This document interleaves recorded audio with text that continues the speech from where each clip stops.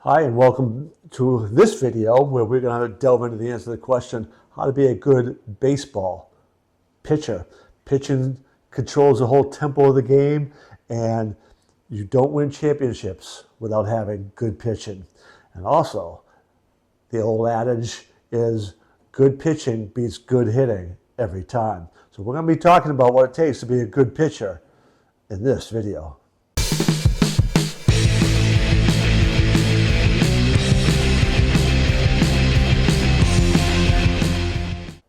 First part of this video, we're going to be talking about disrupting the hitter's rhythm, timing, and ability to be on plane. And we're going to be talking about the mechanics and that whole kind of pitching aspect of your body and everything that's kind of involved, being able to do that.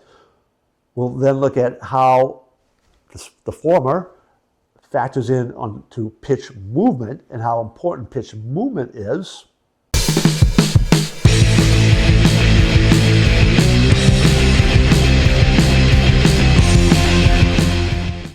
Fourthly, we're going to be talking about the mental side of pitching and dealing with all of that aspect of things. And then lastly, we're going to be looking at one of the great pitchers of all time from the Negro Leagues. So two key aspects for a pitcher to disrupt hitters' timing, both rhythm of the swing and timing of where they're trying to make contact with the ball, is location and speed. That's two of the important aspects. So velocity, no question, the high velocity guys can get away with mistakes. What we mean by that is their location doesn't need to be quite as good when you have high velocity, because guys, it's harder to be on plane and on rhythm when guys throwing really hard. However, it's important to recognize that at the MLB level, if all you got is velocity, you're not going to last long, because guys can hit 100-mile-an-hour fastballs.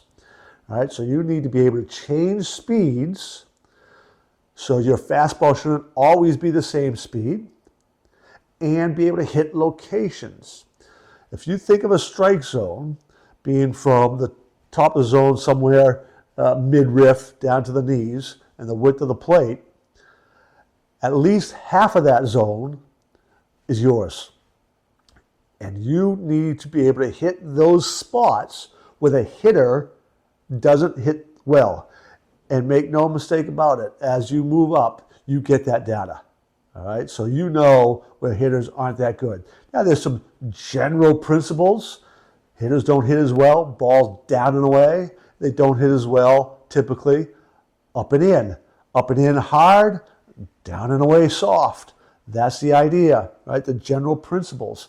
So you want to be able to locate soft stuff down and away, and locate hard stuff up and in. All right? Location and changing speeds is going to be crucial. This begins with your mechanics and your command. Your command of those pitches, any pitch you throw, right? The breaking balls, different types of fastballs, begin with your hips. Your arm follows the action of your hips and your legs and where you're driving. It also will depend on your eyes, all right? And being able to point towards your target and pick up your target. It's understanding the feel of all that because of pitch movement. A little change in the pressure of one finger over the other, slightly different release point, a little bit harder tug at the end or snap at the end, all impacts movement, velocity, the spin rate, which all impacts your ability to command it. You need to be able to have a feel for all of those. Really hard spin rate, a little bit softer spin rate, being able to change speeds, change location, mechanics, and arm speed, and feel for all of those. So location and that speed, if you don't have movement, in other words, as your pitch is coming in, the more it moves, the later it moves, the harder it is to hit. So if you have a fastball that really dives at the end, it's a really Maybe it sinks at the end. Maybe it moves into the hitter. The later it does that, the harder it is for the hitter to adjust. The more you can command that and put that in the right location, the harder it will be for the hitter to be on plane, right? And the type of movement, if the movement is side to side, a hitter can still stay on plane a little bit easier than if it's vertical movement, right? Horizontal movement, a little bit easier to stay on plane versus vertical movement, where it's hard to stay on plane. Late break vertical movement of just 2 inches could be the difference between a hitter hitting a ground ball and missing the ball completely, or hitting a fly ball out or a home run. So that ability to get that pitch to move and move late and command that is crucial to being an effective pitcher. Like any sport, like any skill in any sport, there's a mental aspect to this. And the mental side, sometimes it's a chess match. And it is getting into this zone state where all this knowing your hitter, all that's been done ahead of time. You know what the hitters like, where they like it. Now you need to be able to command your emotions, command them such that you are totally into your body. You can know the feel, and all it is you are in that moment. You actually create, and this is this zone state mental aspect of things, where when you are really in that flow state for a pitcher, that distance between you and the catcher seems much shorter, right? They seem much bigger to you, and they're like right there. And it's almost like this tunnel of energy that drives your pitches. Everything's there. So when you're really in that flow state, that's kind of what's going on and what you are seeing and feeling.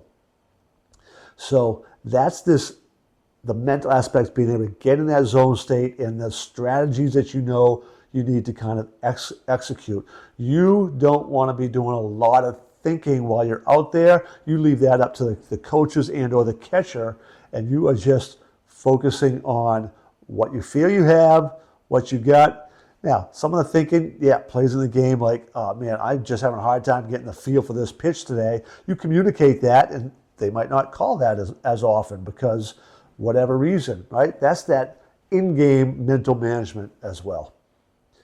So for a real-life example, we're going to be talking about one of the legends of the Negro Leagues who became a rookie in the MLB like around the age of 40. But even when he faced MLB stars in the barnstorming days, when some of the African-American teams played the MLB stars, he was really hard to hit. He was well known not only for his lively fastball, but his incredible command of his pitches, and his ability to change speeds. He had a great fastball that he could locate on a dime, and almost literally, they used to talk about him being able to put like a matchbox at home plate, and he could throw it over that matchbox almost at will. So his tremendous command and movement is what marked Satchel Paige as one of the greatest pitchers of all time, and one of the hardest to hit and most successful throughout his career. I welcome you to subscribe to our channel. Check out all the other videos. We have a host of them. We're adding more all the time. In particular, you might be interested in how to throw different pitches in baseball. So check that video out today.